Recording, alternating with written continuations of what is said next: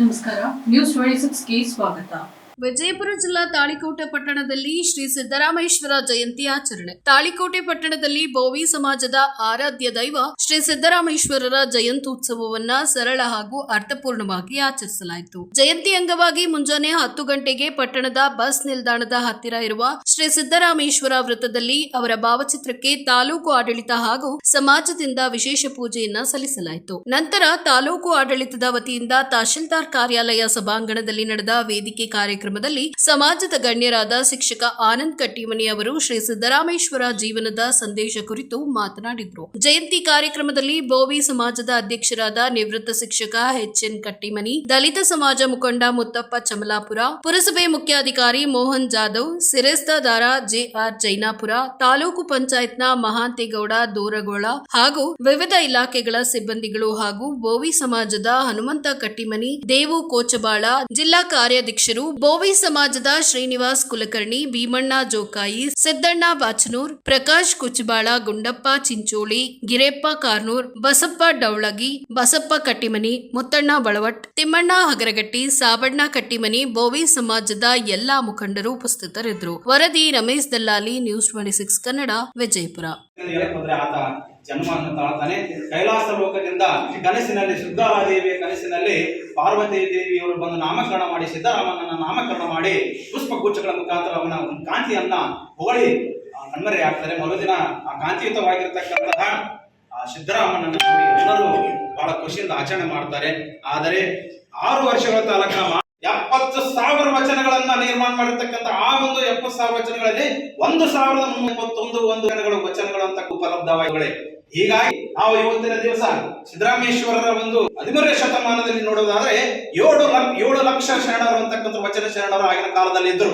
ಆ 7 ಲಕ್ಷದಲ್ಲಿ 70,000 ಅಮರಂಗಣಗಳಿದ್ದವು. ಆ 70,000 ಅಮರಂಗಣಗಳಲ್ಲಿ 5 ಪ್ರಮುಖವಾಗಿರ್ತಕ್ಕಂಥ ಅಮರಂಗಣಗಳು ಯಾರಂದ್ರೆ ಅಲ್ಲಮ ಪ್ರಭುಗಳು, ಚನ್ನಬಸವಣ್ಣನವರು, ಸಿದ್ದರಾಮೇಶ್ವರರು, ಅಕ್ಕಮಹಾದೇವರವರು ಮತ್ತು ಅಮರನ 5 ಮುಖ್ಯವಾಗಿರ್ತಕ್ಕಂಥ ಅಮರಂಗಣಗಳು 12ನೇ ಶತಮಾನದಲ್ಲಿ ಪ್ರಜ್ವಲಿಸುತ್ತಿದ್ದು ಅಂತಕ್ಕಂಥದ್ದು ಇತಿಹಾಸದಲ್ಲಿ ನಾವು ತಿಳ್ಕೊಂತೀವಿ ಬಂಧುಗಳೇ.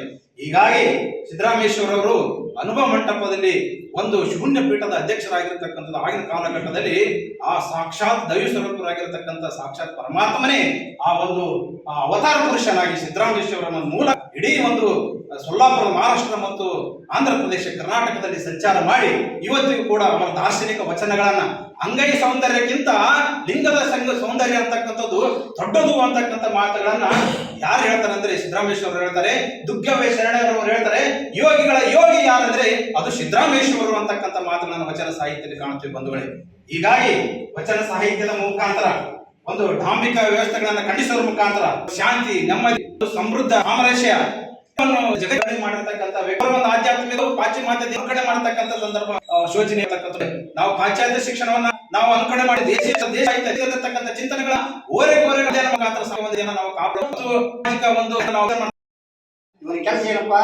ಕೆರೆ ಕಟ್ಟೆಗಳನ್ನು, ಗುಡಿ ಗುಂಡಾರಗಳನ್ನು ಕಟ್ಟುವುದು, ಕಲ್ಲುಗಳನ್ನು ಹೊಡೆಯುವುದು. ಪ್ರಾಮಾಣಿಕರು, ಬೇರೆಯವರಿಗೆ ಕೈ ಒಡ್ಡುವಂತ ಜಾಯಮಾನವೇ ನಮ್ಮ ಬೋವಿ ಸಮಾಜದ ಜನಗಳಿಗಾಗಿ ಇಲ್ಲ, ಇನ್ನೂವರೆಗೂ ಇಲ್ಲ.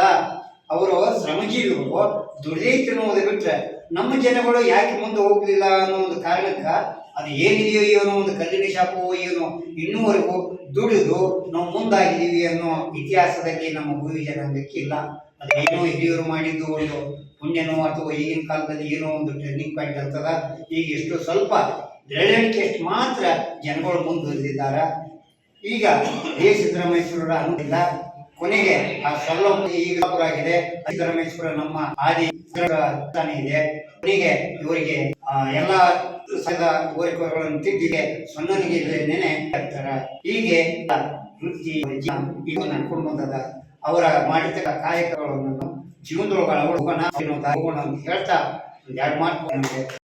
ಇದಾಗಿತ್ತು ಇವತ್ತಿನ ಅಪ್ಡೇಟ್ಸ್. ಇನ್ನಷ್ಟು ಸುದ್ದಿಗಾಗಿ ನೋಡ್ತಾ ಇರಿ ನ್ಯೂಸ್ 26 ಕನ್ನಡ. ನಾವು ನಿಮ್ಮೊಂದಿಗೆ.